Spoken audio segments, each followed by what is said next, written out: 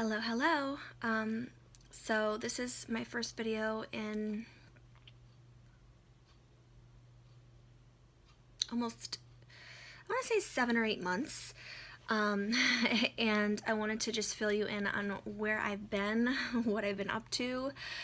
I've been avoiding making this video for fear of comments. But I have to just do it because, you know, regardless of what people are going to say or think or feel, we have to be true to ourselves, right? So my sobriety date, my sobriety start date, I believe was March 2nd of last year. I made a video when I hit my 2-day sober mark, just to share with you guys that I had been drinking prior to that, and I wanted to be very open and honest about that. And I wanted to be open and honest about my, starting over. And I made a couple of videos following the beginning of my sobriety stage at that point, and then I kind of fell off in June. I think June was my last video. And the reason I fell off is because at the end of June, I discovered that I was pregnant. And I am still currently pregnant. I am due in less than 3 weeks. End of February is when I'm due. And so throughout this period of my year of sobriety, so to speak, I have been pregnant. And for me, because I'm a perfectionist and because I overthink and because I tend to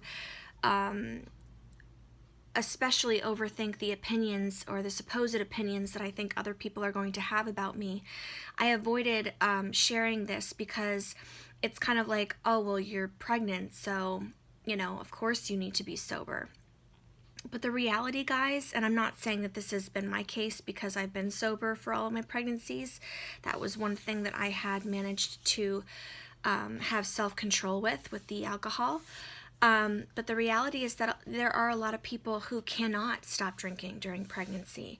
But I just wanted to clear that up, that it made me feel kind of like it was like a free pass, like, yay, I got a year of sobriety under my belt, but I've been pregnant the whole time, or most of the time. So I only had about 3 months of sobriety pre-pregnancy, and then, of course, the pregnancy.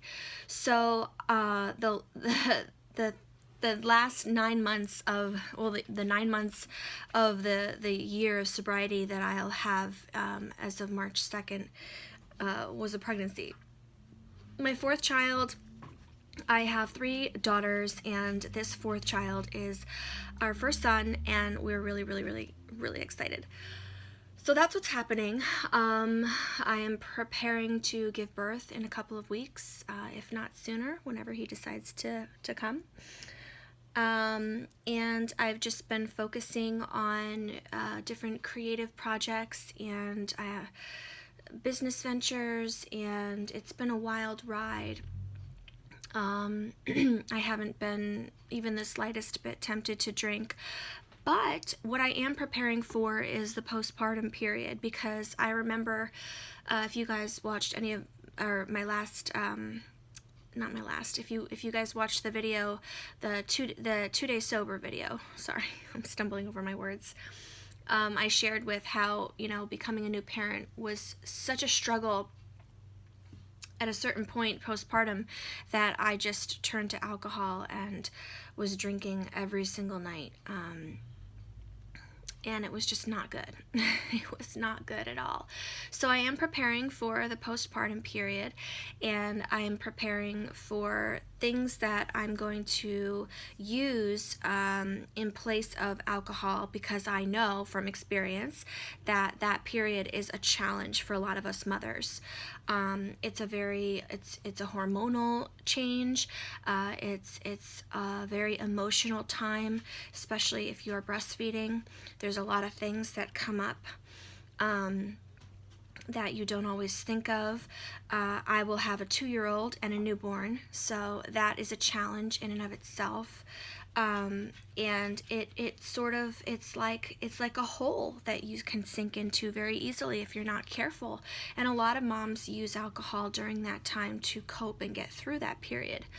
And it can get really out of hand really easily and very quickly.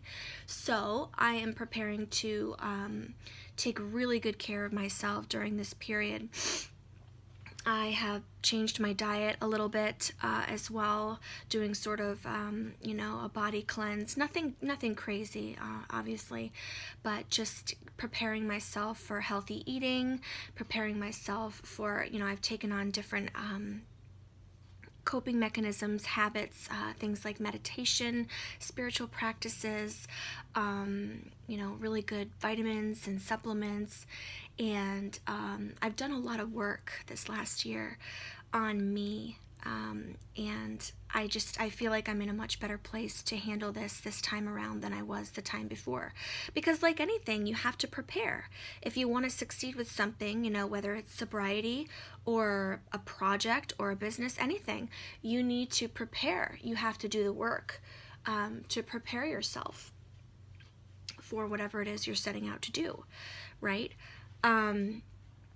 So that's that. I also wanted to talk a little bit about, because I'm a part of a few sobriety groups on Facebook, and I see a lot of posts every once in a while that trigger me to feel sort of annoyed or frustrated with the person who's posting. And I wanted to share why. Sometimes people will come in and they'll post something like, oh, I just lost my job today. I told my employer that I was going through some health issues and they didn't understand, and so they fired me. Oh, it really sucks, and the person's going on, blaming their employer for not being compassionate and sympathetic. And the reality, in my mind anyway, I'm thinking like, well, if you're showing up to work drunk or hungover every day, then it's not your employer's fault. If they're noticing a pattern with your alcohol abuse, then they have every right to let you go, right? But that's a perspective from obviously, someone who is a little bit more level-headed than this person, right? Because when alcohol is a huge part of your life, you're not thinking clearly. And I've mentioned this in other videos. You're not making healthy decisions. You're not making level-headed, clear-minded decisions. You're thinking that everyone else needs to work around you because you have this problem. And you do have a problem, for sure. And it does certainly help to have supportive people in your circle, in your corner, who are going to be there for you and be patient with you and walk this path with you 100%. But those people are probably 9 out of 10 times not going to be your employer. Anyway, my point is that, and this was just an example, sometimes when we get to a place in our sobriety where we feel really good, we feel really confident, we're like, okay, I've been sober 2-3 years, I'm this veteran, I've got sobriety under my belt, I'm really doing this, I don't ever think about alcohol, maybe I'm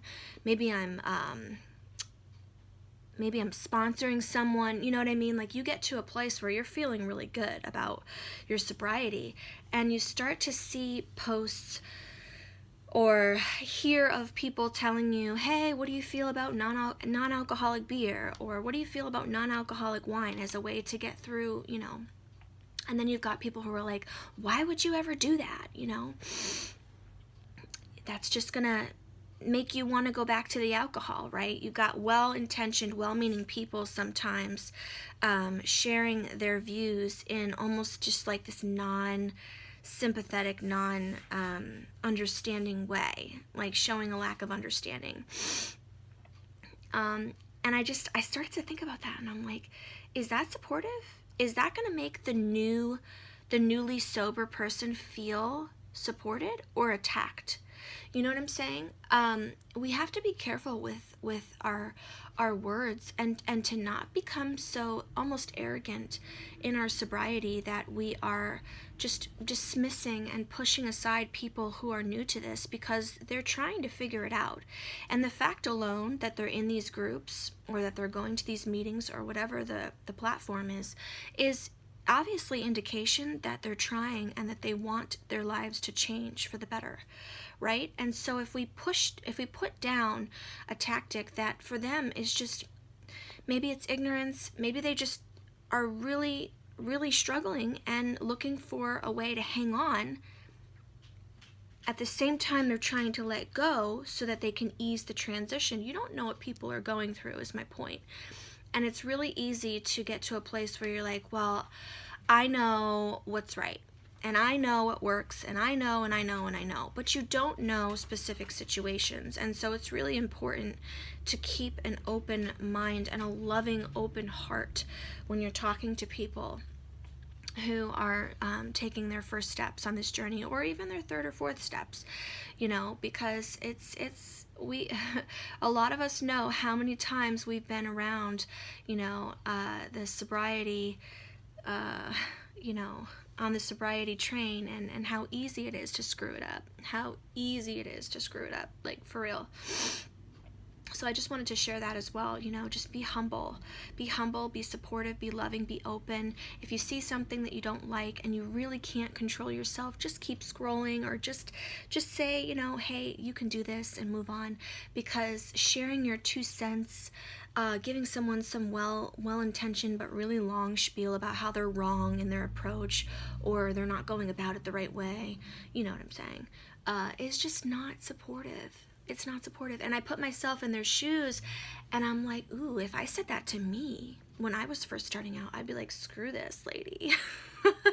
Like, I want to hear what I want to hear. We want to hear what we want to hear, right? And sometimes we need to hear the harsh realities, sure.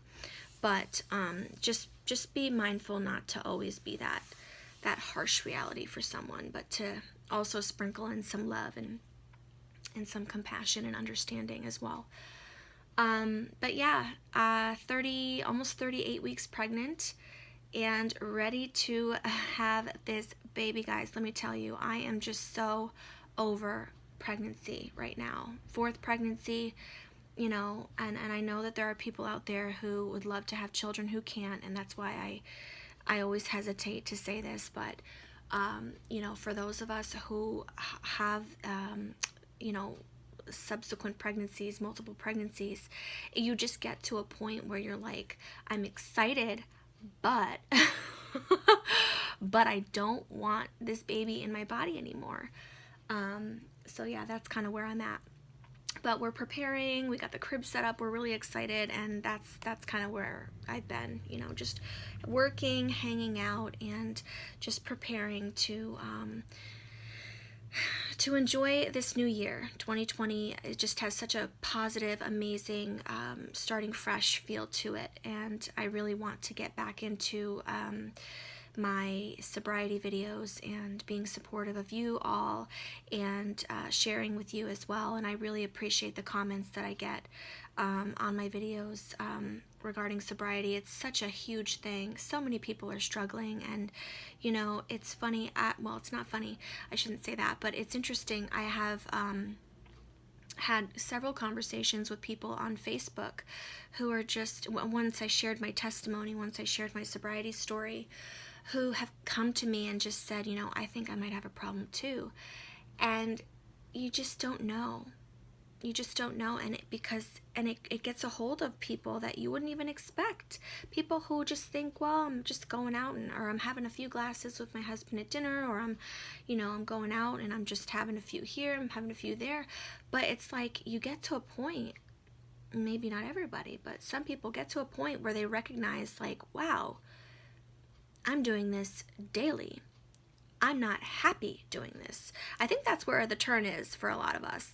When we experience the, I'm not happy doing this anymore, this is something I feel like I have to do to not feel so crazy, or to not feel so overwhelmed, or whatever the feeling is that you're trying to not feel, right? When you have that awareness for the first time, it's pretty mind-blowing. and it makes you feel, in some cases, like bad about yourself, and concerned, and you just like, you start to question, do I have a problem? And that's a good thing.